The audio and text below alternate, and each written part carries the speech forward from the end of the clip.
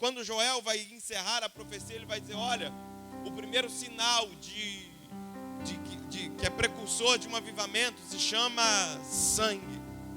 E quando você lê isso, você logo se lembra de Jesus e da importância do tema dessa consagração nessa manhã.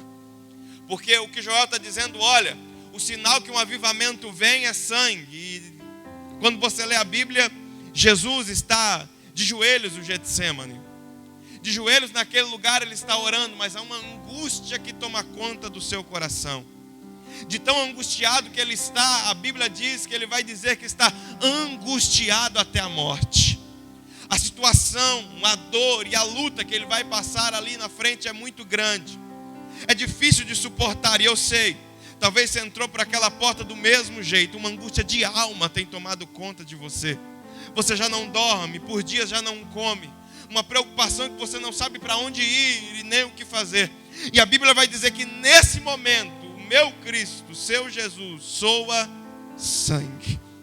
Naquele lugar, com angústia de alma, ele olha para o céu e diz: Senhor, se possível for, passa de mim esse cálice. E quantas vezes eu já fiz essa oração? Quantas vezes você já fez essa oração? Porque a angústia era tão grande que o Senhor disse: tira a minha vida, acaba com isso, termina isso. E o céu me trouxe aqui para dizer para você: calma, isso tudo faz parte do processo.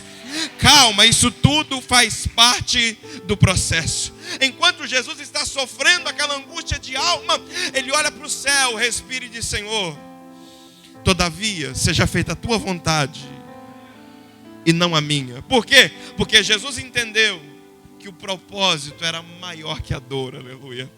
Jesus entendeu que o propósito era maior que a dor. Jesus entendeu que o propósito era maior que a dor.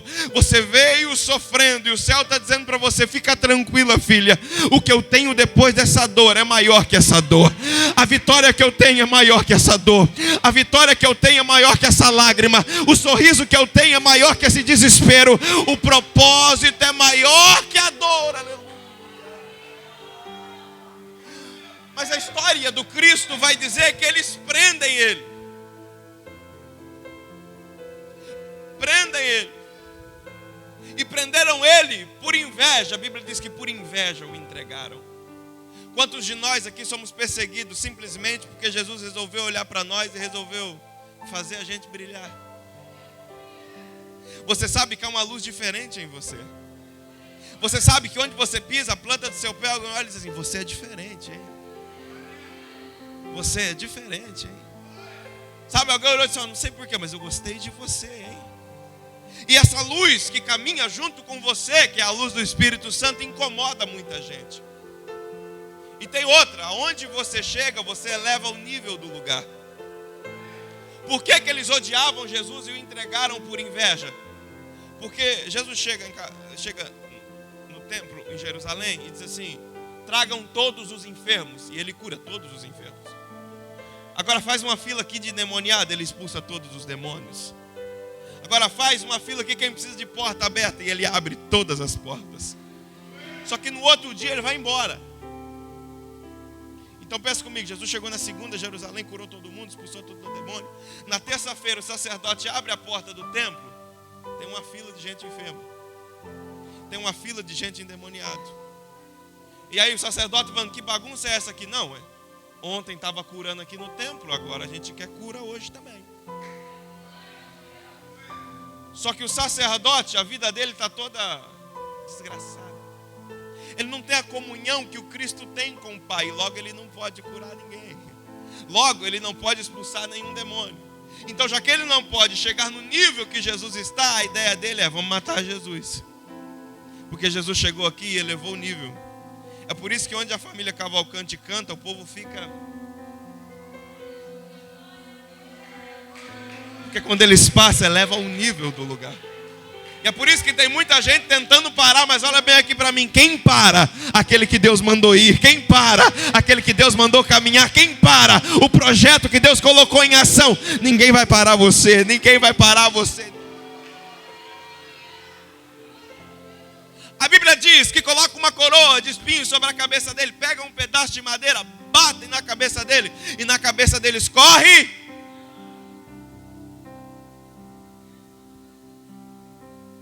Pegam ele, açoitam ele, uma quarentena menos uma, 39 chibatadas.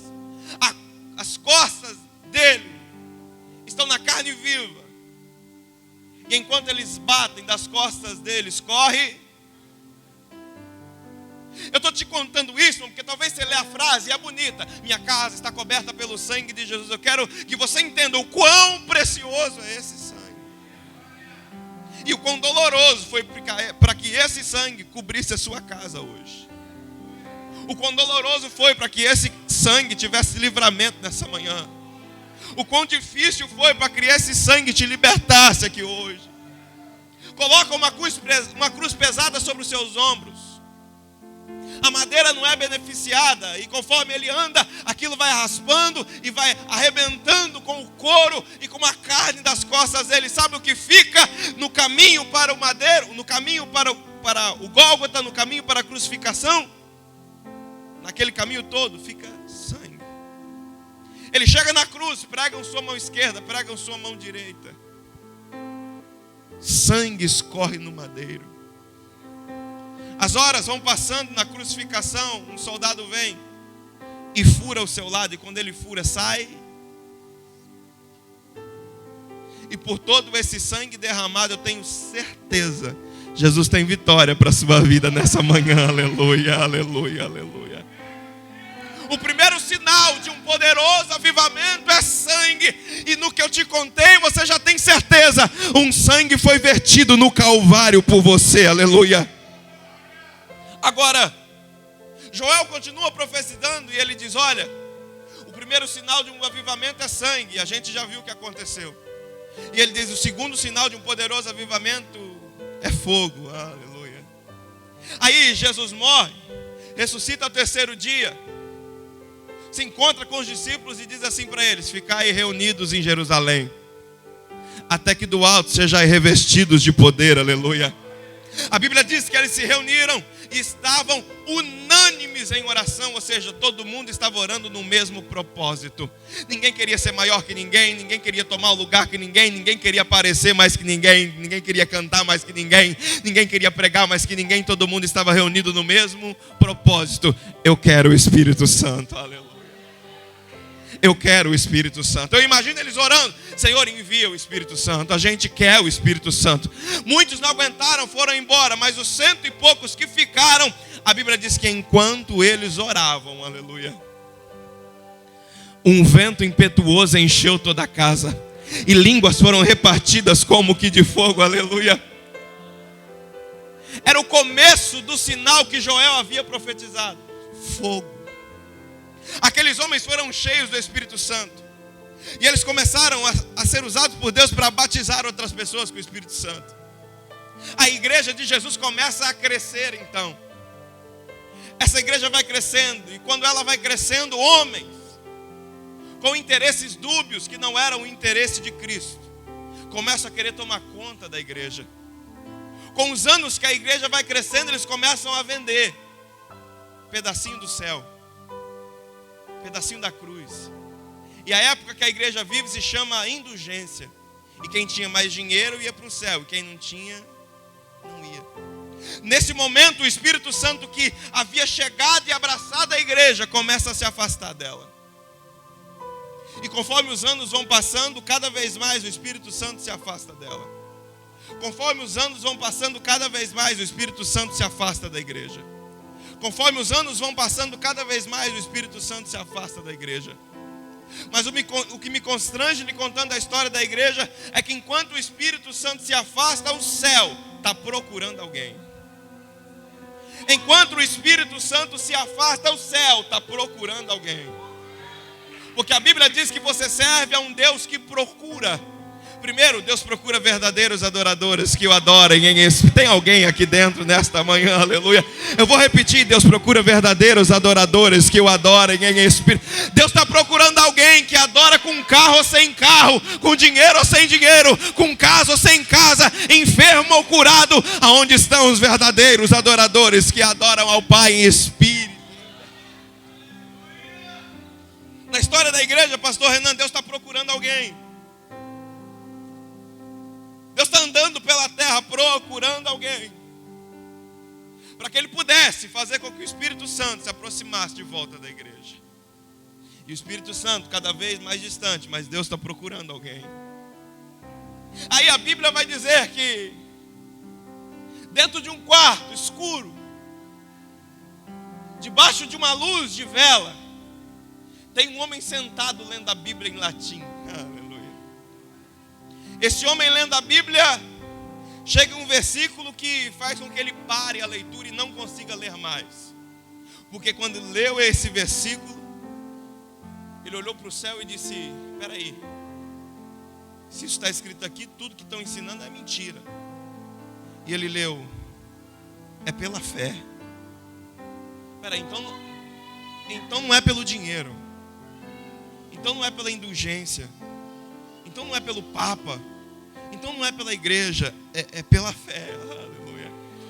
E aí Martinho Lutero, sentado na sua cadeira, olha para o céu e ele diz: eu entendi, agora é pela fé. E do jeito que eu entendi, eu vou contar para todo mundo que está sendo enganado também. E parece que eu vejo Deus no trono olhando e dizendo: já achei um homem, aleluia. Eu já achei um homem, aleluia. Aí é nesse momento que o Espírito Santo que estava indo para longe começa a se aproximar da igreja de novo, aleluia. Martinho se levanta, começa a reforma protestante, começa a pregar a verdade contra toda a mentira que estava sendo pregada. Os anos vão passando, a igreja é instituída, mas faltava fogo, aleluia. A igreja está começando a ir de novo para o caminho certo, mas faltava fogo, aleluia. Aí, alguns avivamentos começaram a tentar acontecer na Europa, mas nenhum deles acontecia de verdade. Aí, em 1904, um jovem chamado Evan Roberts estava cansado de ir para a igreja e voltar do mesmo jeito para casa, irmão. Estava cansado de ir para a igreja e voltar com os mesmos problemas. Estava cansado de ir para a igreja e não ver os seus amigos transformados. Estava cansado de ir para a igreja e depois perder os amigos para a droga. Estava cansado de vir para a igreja e nada na casa dele mudar. E aí naquele culto ele dobrou o joelho e disse: eu só vou sair daqui o dia que o Senhor mandar o avivamento de Atos aqui para o país de Gales também. Eu não estou dizendo de uma multidão, eu estou dizendo de um homem com coragem e com vontade, que dobrou o joelho e disse: só vou levantar daqui quando o Senhor mandar o avivamento de Atos 2 para cá também, aleluia. A história diz que ele dobra o joelho naquele lugar, e ele passa de joelhos dobrados ali 10 dias orando, ao ponto de nos últimos dias sangue escorrer pelo seu nariz, de tanto que a boca estava prostrada no pó. Mas ao final dos 10 dias, a Bíblia diz que a igreja onde ele estava se encheu de tal forma que o púlpito quebrou no meio. E as pessoas que começavam a passar pela rua começavam a sentir a presença do Espírito Santo, começavam a chorar e entravam pelos corredores da igreja confessando os seus pecados e sendo batizadas pelo Espírito Santo. Só que aquele moço não parou de orar, e por ele continuar orando, mais gente se juntou para orar com ele, até que o bairro todo que ele morava se converteu a Cristo, aleluia. Mas aquele homem não parou de orar, e agora o bairro estava orando com ele, até que a cidade que ele morava se converteu a Jesus Cristo também, e o prefeito levantou a mão e aceitou a Jesus como Salvador. Mas aquele moço não parou de orar, o bairro também não parou, e agora a cidade começou a orar também, até que todo o país de Gales se converteu a Cristo. E o governante da época levantou a mão e disse: nós somos o primeiro país protestante do mundo, e eu confesso Jesus Cristo como o único e suficiente Salvador da minha vida, aleluia. Enquanto ele orava, a fama dele correu pelo mundo. Aí pastores do mundo inteiro foram até lá. Um pastor americano ficou lá no avivamento por 3 meses. Voltou para casa, na sua humilde igreja, dobrou o joelho e disse: Senhor, se o Senhor fez em Gales, o Senhor pode fazer aqui também, aleluia. Se o Senhor fez lá, o Senhor pode fazer aqui também. Um homem negro, pobre, cego de um olho, de joelho dobrado na rua Azusa, disse: se o Senhor fez em Gales, o Senhor pode fazer aqui também. E depois de alguns dias de oração, um avivamento irrompeu na Rua Azusa, aleluia, nos Estados Unidos. Avivamento tal que todos os quarteirões em volta da igreja, as pessoas não conseguiam andar, elas manifestavam demônios e eram libertas. Elas caíam chorando e os cultos eram ininterruptos. Imagine, irmão, uma consagração que nunca acaba. As pessoas não queriam ir para casa, elas tinham que ser retiradas de dentro do templo, porque um avivamento estava acontecendo naquele lugar, aleluia.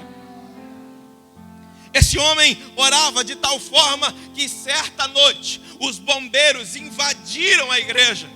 E quando os bombeiros invadiram a igreja, todo mundo ficou assustado. E o bombeiro disse: a gente recebeu uma ligação que o teto dessa igreja estava pegando fogo, mas a gente chegou aqui e nada está pegando fogo. E o pastor William Sermo disse: o único fogo que tem aqui é do Espírito Santo de Deus, aleluia. Lá na Rua Azusa tinha 2 homens, um chamado Daniel Berg, o outro Gunnar Vingre. E enquanto eles oravam dentro do templo, o Espírito Santo foi no ouvido deles e disse assim: embarca num barco e vai para o Brasil. Embarca num barco e vai para o Brasil. Embarca num barco e vai para o Brasil. Sabia falar nada em português. No caminho para cá eles aprenderam algumas palavras. Jesus Cristo salva, Jesus Cristo cura, e Jesus Cristo batiza com o Espírito Santo. E em breve Jesus Cristo voltará, aleluia. Desembarcaram em Belém do Pará, arrumaram um porão para fazer o primeiro culto. E no primeiro culto Jesus já batizou uma irmã com o Espírito Santo. Aí depois do primeiro culto Deus batizou 10. Aí depois Deus batizou 100. Aí depois Deus batizou 1000. Aí depois Deus batizou 10.000. Aí depois Deus batizou 1 milhão de pessoas. E nós já somos 24 milhões de pessoas batizadas com o Espírito Santo no Brasil, aleluia. Aí em 1910 esse movimento começou. E eu venho nessa manhã dizer para você que o próximo avivamento que o Espírito Santo marcou é aqui no Rio de Janeiro, aleluia, dentro das Assembleias de Deus Viga. E eu tenho certeza que o céu vai fazer coisas poderosas no nosso meio nessa manhã, aleluia. Há um avivamento chegando aqui, há um avivamento chegando aqui. Tudo que Deus precisa é de um que tenha coragem, tem alguém que está disposto a ser usado pelo Senhor para ser precursor de um poderoso avivamento, aleluia. Aí o último sinal: sangue, fogo e colunas de fumaça. O que Joel está dizendo era: olha, se houver um sacrifício na cruz, se o Espírito Santo for derramado, a única coisa que a gente precisa fazer é adorar o nome do Senhor, aleluia. Porque quando eu adoro aqui, a minha adoração não chega lá no céu como voz. E se fosse como voz, muitos de nós estavam perdidos, né, irmão? Eu mesmo já podia parar, porque se eu cantar aqui, você já levanta e vai embora. Mas quando eu canto, a minha adoração sobe ao Senhor como um incenso. E Ele recebe a minha adoração no céu. Depois que eu descobri isso, até eu comecei a cantar. Porque Deus não está preocupado com a sua voz. Deus quer você, aleluia. E nessa manhã nós vamos manter um movimento de adoração ao Senhor. E o Espírito Santo será derramado no nosso meio de uma forma especial. Joel vai dizer que quando esse avivamento começar, tanto os jovens quanto os velhos sonharão, terão visões, e Ele fará prodígios na terra. Então nessa manhã o Espírito Santo vai curar no nosso meio aqui. Nessa manhã a porta de emprego vai abrir para você. E se prepare para receber a ligação ainda hoje à tarde da porta que Deus está abrindo para você. Ei, eu estou dizendo que nessa manhã a Bíblia diz que Deus fará prodígios na terra. E o que isso está dizendo? Está dizendo que aquela causa que está tanto tempo parada, o Senhor vai entrar agora na mão do juiz e Ele vai deferir a seu respeito. O que eu estou dizendo é que aquele alvará de soltura que está esperando há tanto tempo por aquela injustiça que fizeram, vai sair essa semana ainda, para mostrar o tamanho da fidelidade de Deus. Tem alguém que acredita que tem prodígios no céu, que vão descer para a terra hoje, e pode levantar a mão e dizer: é para mim essa palavra, Jesus, aleluia. Fica de pé comigo em nome de Jesus.